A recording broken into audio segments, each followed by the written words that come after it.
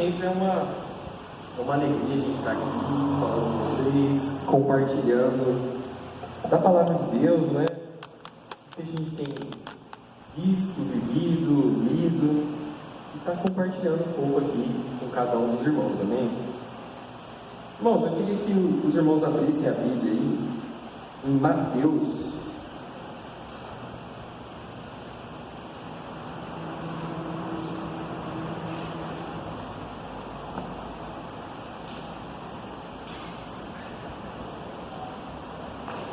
Vamos abrir no Evangelho de Mateus. Coloca lá no capítulo 27 para a gente.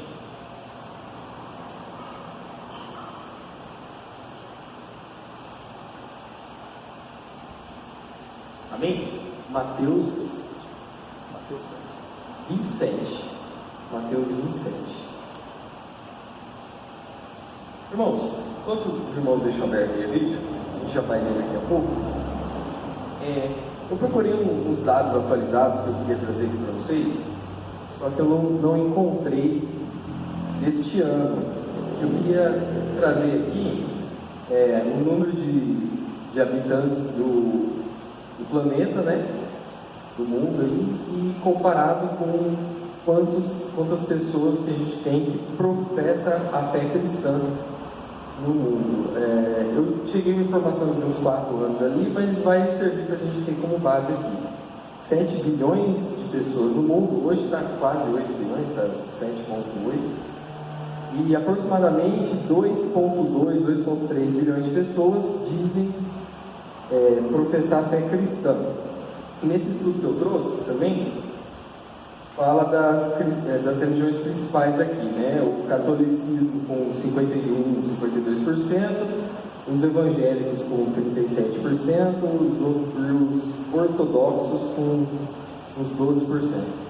Lembrando que vocês são dados desatualizados, tá? Mas só para a gente ter uma referência, né? Essa parte que fala dos ortodoxos são aqueles católicos ali mais da parte da Rússia e daquela região ali, né? E no Brasil, irmãos, a gente até tinha trazido esses dados em uma abertura do culto passado ali, onde a gente fala que no Brasil tem cerca de 80%, 85% da sua população se diz cristã, né? Ou se vai na igreja católica, ou vai na igreja evangélica, ou tem também aquele famoso católico não praticante, né? A pessoa fala que profere a fé ali, que acredita, mas que não vai em nenhuma igreja. Mas cerca de 80, 85% da população brasileira se diz cristã, né? Então, tendo esse dado aqui, eu queria trazer para vocês a informação assim, de onde veio todo esse povo aí que profere a fé cristã. Tudo isso surgiu através de Jesus Cristo. Em uma da escola dominical aqui, a gente falou sobre a igreja da antiguidade, né? Sobre a igreja primitiva. Então, logo ali após a crucificação de Cristo e a sua ressurreição, surge a igreja primitiva, né? Então, a gente pode se basear ali desde a pregação de Cristo, então, desde os 3 anos dele de ministério, mas além, depois da sua morte e ressurreição, toda essa parte ali que a gente considera ali a igreja primitiva. A igreja, depois com o domínio romano ali daquela região. Na verdade, o domínio romano já é desde o nascimento de Cristo, né? Então vem ali o domínio romano e acaba virando a igreja católica, e depois lá, mais para frente, tem a divisão da igreja católica com a parte protestante, e vai seguindo a religião até os dias de hoje, né? Então tudo isso se origina ali em Jesus Cristo. Eu queria ler com vocês então uma parte mais específica da vida de Cristo, que é justamente a sua crucificação. Então a gente está em Mateus 27, no versículo 11. Vamos ler aí, Mateus 27, 11. No título aqui da minha Bíblia está Jesus perante Pilatos. Quem era Pilatos ali, né? Era um governador. Só para contextualizar, a gente tem aqui, se a gente pega o Antigo e o Novo Testamento, a gente tem ali do último livro para o primeiro livro, a gente tem vamos falar em um gap, uma zona ali de uns 400 anos que não tem nada relatado ali na Bíblia, né? Mas a gente sabe que na época que Jesus nasceu, a história conta que Herodes o Grande, ele começou a governar naquela região ali, 37 anos antes de Cristo. Isso não está na Bíblia, mas está nos livros de história. Então, quando Jesus nasce, a gente sabe que o governador da região ali era Herodes. E tinha uma outra região que era Pilatos que governava. Então, o que acontecia? O Império Romano ele dominava a região e ele colocava governantes ligados ao Império, então eram governantes romanos, para cuidar daquela região ali. Então, eles dominavam militarmente a região, eles que diziam o que você podia ou não podia fazer, mas geralmente, dependendo de onde eles estavam dominados, eles deixavam o pessoal continuar ali com a sua cultura, com a sua religião, eles não interferiam tanto ali nessas questões. E então, o que aconteceu? Quando Jesus ele é preso, ele é levado primeiro ao Sinédrio, né? Os irmãos lembram o que era o Sinédrio? Era os anciões judeus. Então Jesus ele é levado aos anciões judeus. Então você vê ali que a forma de culto que eles tinham, a religião que eles tinham, eles poderiam de uma certa forma professar sua fé e continuar seus cultos. Tinha a hierarquia ali da religião e tudo mais. Então Jesus já é levado ao Sinédrio, os anciões olham ali, condenam Jesus e falam: vamos mandar aqui para Pilatos, que é justamente o que a gente está lendo aqui. Então Jesus perante Pilatos. Tem um outro porém, não fala em Mateus aqui, mas Jesus vai para Pilatos no primeiro momento. Pilatos fala: de onde que ele veio? Veio lá da Galileia. Não, peraí, essa região aí é dominada por Herodes, manda de volta lá por Herodes. Esse Herodes vai lá, olha Jesus e fala: não, manda de volta lá para Pilatos. Então é essa parte que a gente vai ler agora, quando Jesus retorna a Pilatos, no versículo 11. Então Jesus estava em pé ante o governador, e este o interrogou, dizendo: és tu o rei dos judeus? Respondeu-lhes Jesus: tu o dizes. E sendo acusados pelos principais sacerdotes e pelos anciãos, nada respondeu. Então lhe perguntou Pilatos: não ouve quantas acusações te fazem? Jesus não respondeu nenhuma palavra, vindo com isso a admirar-se grandemente o governador. Então Jesus estava ali na frente do governador, o povo acusando ali Jesus do que ele tinha feito, que ele tinha falado que ele era um Deus e tal, e o governador olhando aquelas acusações e olhando a serenidade de Jesus, ficou maravilhado. Falou: você não está vendo aí que eu te acusando, você não vai falar nada. Então, nisso aí que a gente extrai? Primeiro, a dominância ali do governador romano, né? Você vê que os anciãos, os sacerdotes, trazem Jesus perante o governador romano, que era quem dominava Israel naquela época. E seguindo aí no versículo 15: ora, por ocasião da festa, costumava o governador soltar ao povo um dos presos, conforme eles quisessem. Naquela ocasião tinha eles um preso muito conhecido, chamado Barrabás. Estando, pois, o povo reunido, perguntou-lhes Pilatos: a quem quereis que eu o solte? A Barrabás ou a Jesus, chamado de Cristo? Porque sabia que por inveja o tinham entregado. Estando ele no tribunal, sua mulher mandou dizer: não te envolvas com este justo, porque hoje em sonho muito sofri a seu respeito. Então se coloca ali na posição de Pilatos agora. Você está dominando uma terra estrangeira, você é o governador daquela região, e você deve satisfação ao Império Romano. E daí você está lá resolvendo uma intriga ali do povo da região, onde eles entregam uma pessoa para você, e você não achou nela nenhum mal, você não achou nela nenhum pecado, e ainda chega a mulher dele e manda dizer para ele o seguinte: fala: larga a mão desse justo aí. Ainda ela fala, né, desse justo. Então a própria mulher de Pilatos já tinha sentenciado, já tinha colocado essa sentença, né? Falou: esse aí é justo, e não mexe com ele não, porque eu tive um sonho muito ruim a respeito dessa pessoa aí, não vá se envolver. Então pensa como ficou ali a cabeça de Pilatos, né?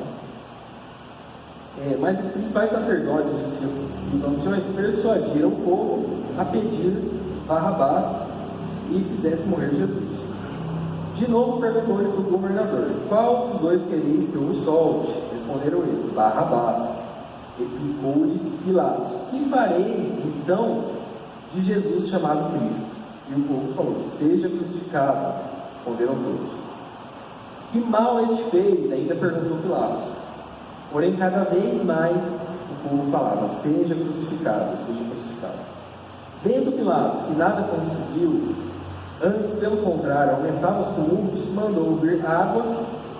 Ele lavou a mão perante o povo, dizendo. Então ele mandou trazer uma bacia com água, ele lavou a mão perante todo mundo e falou: ó, essa culpa eu não vou carregar não.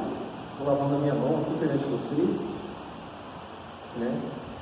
Estou inocente, ainda continuando no versículo 24, né? Estou inocente do sangue deste justo. Fique o caso convosco. E o povo respondeu: caia sobre nós o seu sangue e sobre nossos filhos. Então Pilatos lhe soltou Barrabás, e após haver açoitado Jesus, entregou para ser crucificado. Então esse primeiro ponto que eu queria trazer aqui é a questão de Pilatos. Pilatos, ele foi convencido ali durante o julgamento que Jesus era inocente. Tem até a questão da esposa, né, que falou ali, seria justo. Então, ele teve ali durante o interrogatório, durante todo aquele julgamento, ele se convenceu. Esse homem que está na minha frente é inocente. Então, isso é fato. Só que Pilatos se curvou à opinião pública. E ele se curvou à pressão política. E os sacerdotes, os anciões, então ele se curvou a tudo isso. Então, nesse caso aqui, ele é um exemplo clássico de uma pessoa que carece de redenção, porque ele sabia qual era a coisa certa a ser feita. Sabia. Ele já tinha decidido que Jesus, naquele caso, ele era justo. Só que o que ele não teve ali? Ele não teve coragem, né? Ele não teve coragem de seguir adiante, de se arriscar a fazer o certo. Olha só que engraçado, né? Ele não teve a coragem de se arriscar a fazer o certo. Ele sabia o que era certo, e mesmo assim ele não teve a coragem de se arriscar a fazer o certo e abonecer outras pessoas. Então, às vezes a gente, durante essas diversas situações que acontecem na vida da gente, a gente sabe o que é certo, a gente tem o conhecimento da palavra de Deus, a gente sabe como agir, o que fazer, e às vezes por pressão dos que estão à nossa volta, pressão do trabalho, da escola, da faculdade, ou até de alguns familiares, a gente vai abrindo mão do que é certo, vai abrindo mão das nossas próprias convicções para poder agradar algumas pessoas. E você vê nesse caso Pilatos aqui, ele era o governador da região, o império dele estava dominando. Se ele quisesse ali não dar importância, ele tinha poder militar para isso, ele tinha força para isso, ele poderia falar: não, eu não vou fazer nada não, vou soltar aqui, e vida que segue e tal. Então, mesmo ele tendo toda essa influência, esse poder, ainda assim faltou coragem. Talvez tenha ficado com medo do povo, ou com medo ali de repente ter alguma dor de cabeça com aqueles anciões ou aqueles políticos ali da época, e ele resolveu fazer ali o que era mais fácil, mas o que não era o certo. Esse era um ponto que eu queria trazer no vídeo de hoje. Um segundo ponto,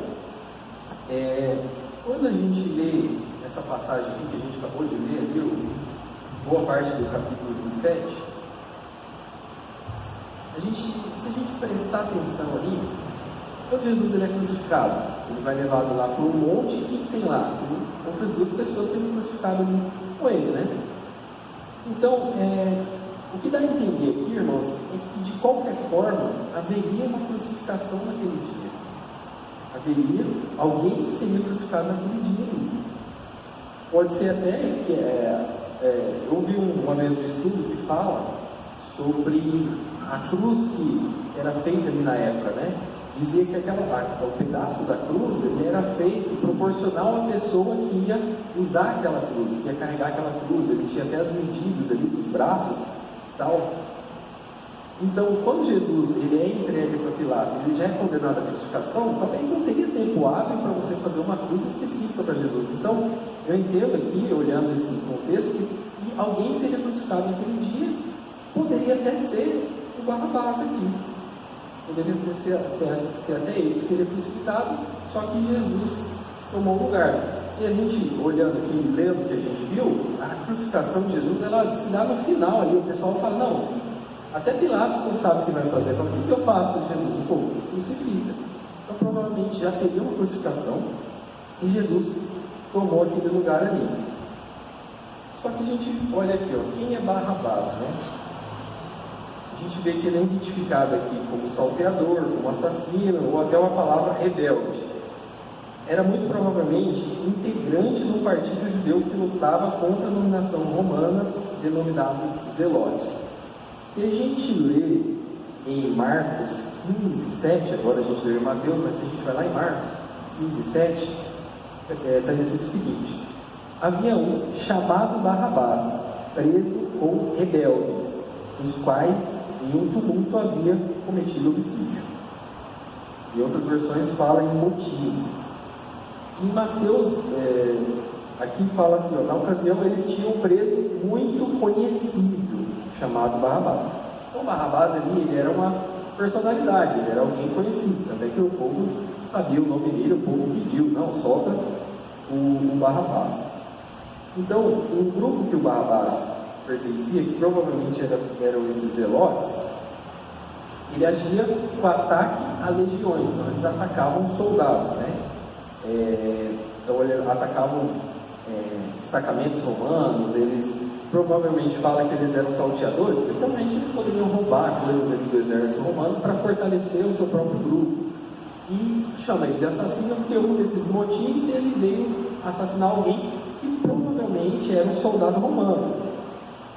Então, ele é preso então a um ataque do grupo de destacamento romano na cidade de Cafarnaum, onde possivelmente quem ele matou foi um soldado.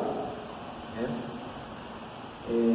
Então pode ser que aqueles dois malfeitores que estavam ali, que a Bíblia fala malfeitor, pode ser que eles sejam até desse grupo junto com o Barrabás. Então pode ser que eles tenham sido presos junto ali com o Barrabás, faziam parte do mesmo grupo ali, né? Então na Bíblia ele fala que Jesus foi crucificado com malfeitores, salteadores, rebeldes. Certa vez eu assisti um estudo justamente falando dessa parte aqui, e fala que no grego fala a palavra lestai. Jesus ele foi crucificado com aqueles que a gente chama comumente de ladrão, né? Mas na Bíblia não fala ladrão, fala malfeitor. E no romano a palavra lestai. Essa palavra ela significa, lestai, aquele que pratica violência política para alcançar seus objetivos. Então pode ser que aquelas pessoas ali, junto com Jesus, também sejam do grupo ali do Barrabás, pode ser que elas tenham sido presas junto com o Barrabás. Então pode ser que eles sejam desse grupo dos zelotes. Então, a gente pode considerar aqui Barrabás, pelo fato de ele ser conhecido, pelo fato de o povo falar o nome dele, tudo, e pelo esse contexto todo que a gente acabou de explanar aqui, ele era uma espécie de um líder político da época. E quando a gente acabou de ler aqui, ó, quem que mandou crucificar Jesus? Foi o Pilatos? Não. Quem que pediu para Jesus ser crucificado foi o próprio povo. Então, é claro que sim, o povo influenciado ali pela elite da época, então influenciado ali pelos sacerdotes, influenciado pelos anciões. Então, hoje em dia, a gente sabe que no decorrer da história sempre tem uma elite que vai, de uma certa forma, dominando o povo, vai, de uma certa forma, querer ditar regras ao povo, ditar modas. Hoje em dia, na nossa época aqui, eu considero jovem, a gente tem aí os youtubers, né? Então, são pessoas que têm muitos seguidores e as pessoas vão ouvindo aqueles vídeos, vão seguindo o que aquela pessoa fala, né? Esses dias eu vi uma entrevista de uma pessoa lá e ele falou assim, qual que é a sua profissão? Ela falou, digital influencer. Quem sabe o que é um digital influencer? Sabe, Ricardo, o que é um digital influencer?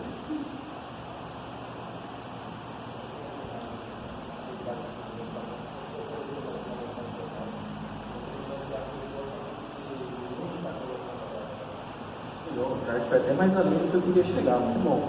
Então são pessoas que usam ali a internet, que usam ali através de vídeos, ou até dancinhas, de falas, ou de entrevistas ali, para influenciar ali o público-alvo dele, né? Que às vezes tem um que fala, não, meu público-alvo é os adolescentes, o meu público-alvo é as crianças. Então pode ser que tenha ali muitos digital influencers que estejam usando a palavra de Deus para transmitir o Evangelho. Sim, tem alguns pastores que usam muito ali no YouTube, eu mesmo faltei no culto do mês passado, assisti o culto no YouTube ali. Então são coisas boas que a tecnologia traz para a gente. Mas tem muito digital influencer ali, ele usa ali os meios que ele tem, ele usa aquele público, aqueles seguidores, para ele falar coisas que não agradam a Deus, para ele pregar ideologias que são contrárias à Bíblia. Hoje em dia a gente vê muito um plano mundial assim, de uma agenda que quer influenciar a sociedade como um todo, que ela quer acabar com os princípios cristãos, com o moralismo judaico-cristão, e influenciar uma nova agenda onde tudo é liberado, onde não tem, a pedofilia não pode ser criminalizada porque a criança e o adulto devem se amar com qualquer idade, onde ninguém é de ninguém, onde você pode não tem mais aquele cuidado com o corpo, você pode expor ele à vontade, enfim. A gente sabe que tem uma agenda cultural querendo impor isso, e ela usa todos os artifícios, usa de livros, de revista, mas usa de programação de televisão, mas agora o que é mais fácil e acessível é a internet, são os digitais influencers, porque hoje você não precisa ter um horário da televisão lá que você tem que assistir aquele programa, você pode assistir em qualquer momento na internet, você pode assistir em qualquer momento, você está no carro, você está no ônibus, você está com o seu celular, você assiste a qualquer momento. Então é um meio muito mais barato e muito mais acessível de você influenciar as pessoas. Então a gente vê que hoje em dia também tem essa influência.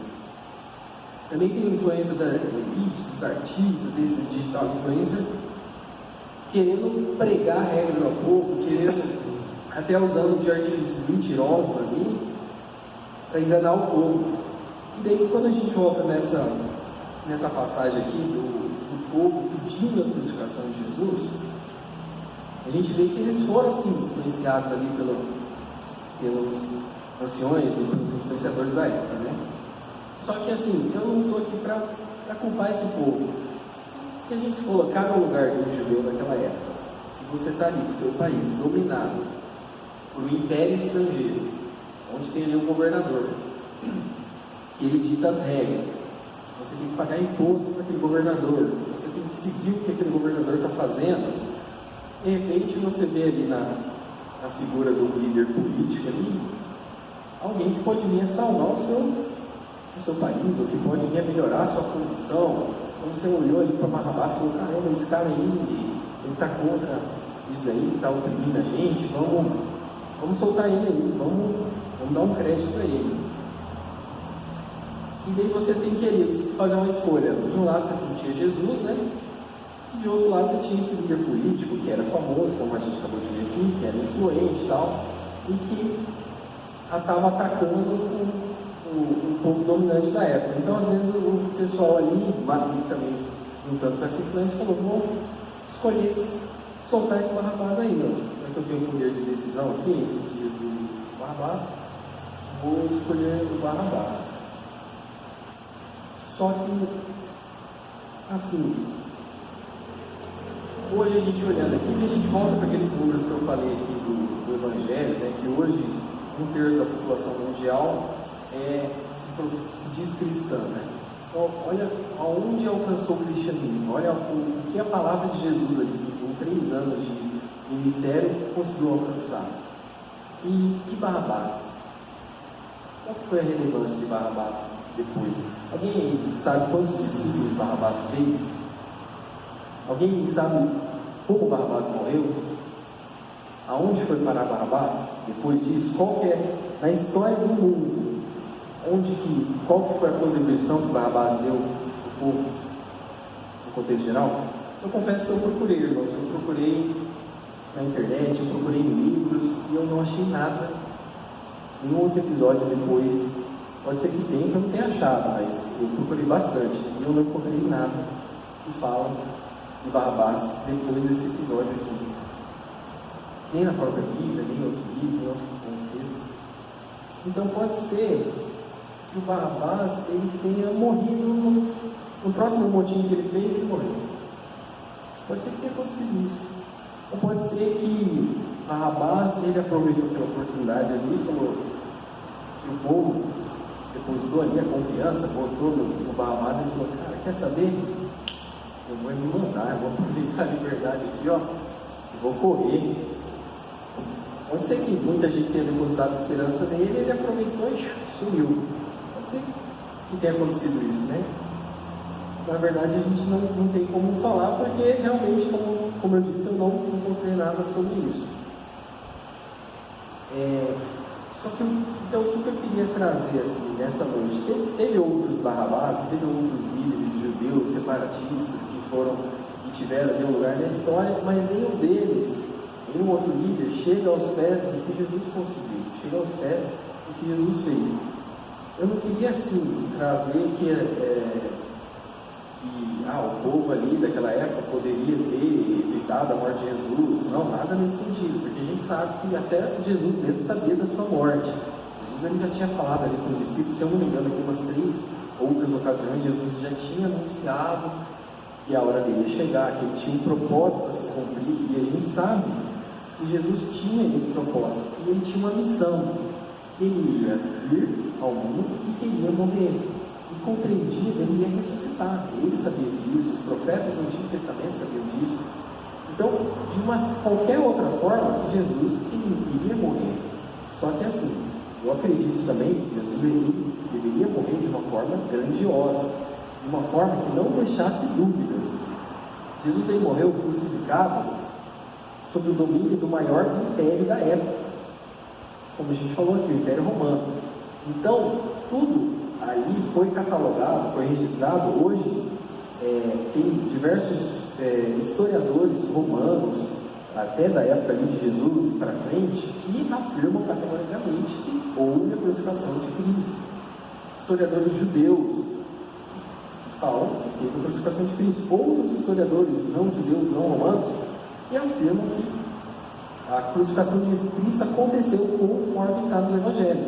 Então eu acredito que também Deus quis fazer algo grandioso ali na morte de Cristo para ficar registrado, para não ter nenhuma dúvida de como ele morreu, de como foi a morte dele.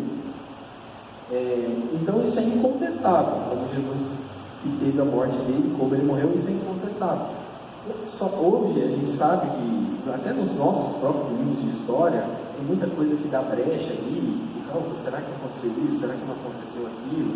Será que Dom Pedro I estava no cavalo branco, conforme está na foto, ou não estava no cavalo? Ou até coisa mesmo aqui da própria Bíblia, que historiadores têm dificuldade de ter ali um documento falando daquilo, e você vê que a morte de Jesus não.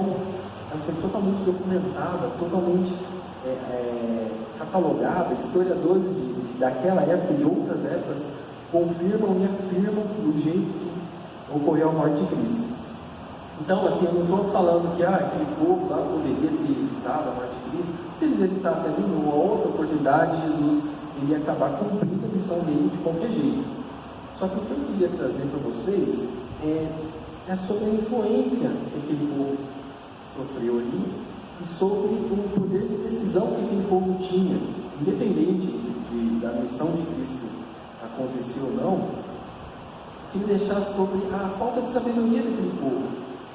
Eles tiveram a oportunidade na história de tomar uma decisão tão importante, tão relevante, e acabaram escolhendo ali, entre as duas pessoas, escolheram o pior cenário, o pior caminho. Né? E dizer que aquele povo, que nós também, enquanto povo, nós somos responsáveis pelo destino da nossa nação. Ainda mais nós, como cristãos, somos responsáveis pelo destino do nosso povo, pelo destino da nossa família, dos nossos filhos, dos nossos parentes. Nós somos responsáveis. Por exemplo, quem de vocês tem orado pelo Brasil? Tem que orar no Brasil, nesses últimos dias, nesses dias que estão acontecendo. Então, quem não tem, eu convido vocês, coloque nossa nação, coloque o nosso povo nos pés de Jesus, nas suas orações, coloque o destino da nossa nação aos pés de Cristo, coloque o destino da nossa nação no centro da vontade de Cristo. Eu queria deixar aqui alguns versículos, antes da gente estar orando, que é Provérbios 29, 2. Vamos abrir junto aqui, irmãos, Provérbios 29, 2.